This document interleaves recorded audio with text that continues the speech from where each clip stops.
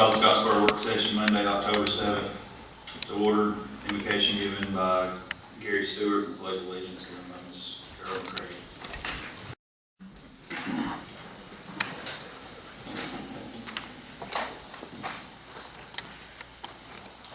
First item tonight is the presentation of parking violations on Mr. Middleton.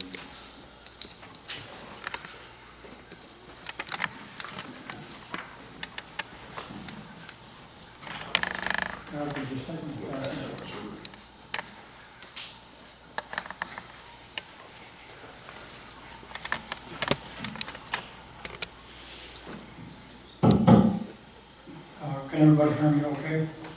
Well, you know, when you wear hearing aids in both ears, in any given set of circumstances, you don't hear, I don't hear what you hear, so I gotta be sure. Now, the handout I give you, there's no information that you cannot read. This is strictly for reference and your file, whatever. So I'll just make this little presentation. I'd like to read it. Take a couple of minutes. But I want to thank the council for giving me the opportunity to address what I deem to be a breaking of a Scottsboro ordinance. I will do this with a prepared statement, which you have and provided a copy. I also want to address specifically Ordinance 321, and specifically in that one, I don't have it noted, but the section 1 of that thing, which addresses handicapped parking areas. I also want to be as candid as I can as to why I'm here. I refer to a specific incident at Redstone Federal Credit Union parking lot. I noticed a Loomis armored truck parked in a handicapped area. I mentioned to the driver where he was parked in a handicapped area. I was not rude by any stretch of the imagination, but I received what would normally be called a smart answer. A few days later, I noticed the armored truck again in the handicapped area, and therefore I called the police department. And at the time, I did not know what the ordinance said. The police department dispatched a car, and the officer had some discussions with the driver. And when he left, I stopped him and asked him what was the result. I am sure he was doing what he thought was correct, and told me they did have an exception due to the nature of their business. Mr. Loomis, assuming there is one, decided to go into the money hauling business, which is just another business. He already had been given permission to carry firearms to protect that business, which is common sense. He was not given permission to park anywhere he wants just for convenience of a few extra steps. However, my reasons for being here did not change the facts regarding Loomis. I've also provided in the handout a copy of the said ordinance, which I deem to be very specific. It allows for no exceptions. The biggest single problem allowing this type of activity is simply that if a physically handicapped person were to drive up and not have a place to park, which was set apart for him or her, that person's right under the law are being literally trampled upon. Therefore, by means of this offering, I'm requesting one of three things: enforce the ordinance as written, and or place an amendment in the ordinance whereby there is absolutely no doubt as to whom shall be allowed to park in such handicapped areas, or 3, rewrite the ordinance so as to give Loomis an exception. That's all I have, and I am open to whatever questions. If there's any. Does anyone have any questions? Mr. Chairman. Mr. Middleton is absolutely right. There is no exception under our ordinance. Well, that's The way I read state law, which addresses the same thing, Now, there cannot be an exception there either. It's improper parking on the part of the truck. I You need have, to park somewhere else. no problem.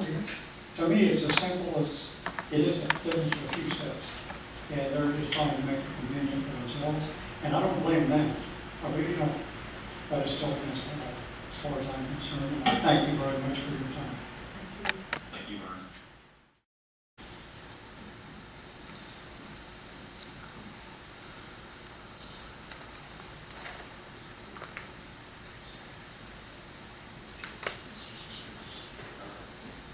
Next item is the request street closings for American Heritage Day, Brownwood Elementary. Mr. Spears. Good evening to the council. I'm glad to see all of you. I'm glad to be here. I by no means can stand in the shoes or the statue that Mr. Middleton can portray. So he's done a great job. I always look up at Vernon, even though he may not be as tall as I am. I come to you today and ask for your help. Annually, Brownwood Elementary School has for the last couple of years, Steve Green and the Brownwood Elementary School has sponsored an American Heritage Day. And I can remember sitting there, and Steve usually would sit over here since Vaughn was here, Bert was here. I just thought I'd sit with him to maybe give him confidence back.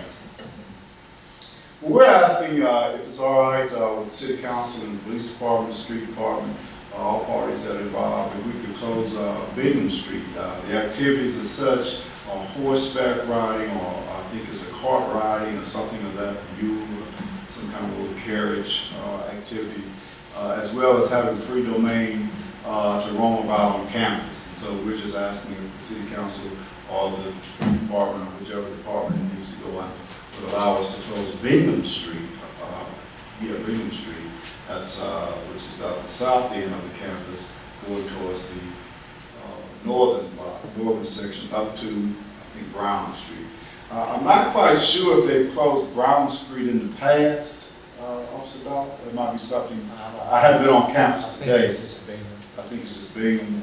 So I'm just asking if we could. That date set is for November the 25th. It's a Monday, and the hours will be between 8 o'clock to 2 o'clock. 8 o'clock to allow all students and parents to bring their students to school, and 2 o'clock so all parents can come and get their students and take them home in the afternoon and give us time to clean up. So from 8 to 2 on November the 25th would be certainly appreciated. This is a time of culture exposure, culture extravaganza. We'll have parents, vendors, games, funds, and lots of activities. And if you're not doing anything between 8 and 2 on the 25th of November, come and be a part. If no one has any questions, we'll put that on the agenda for next week. Is that a Monday? It is Monday. Monday, November 25th. Thank you.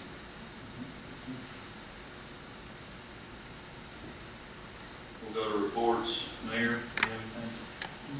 The only thing I have, Mr. Milton, thanks for coming and bringing that to our attention, and Chief Dahl will make sure that ordinance is enforced like it needs to be. Thanks for coming. That's all I have. Mr. Gray? Just thank everyone for being here. Remember to buy local, shop local, and recycle. Mr. Miller? I don't have anything. Mr. Gary Stewart? I don't have anything either. Just want to thank everybody for coming out tonight.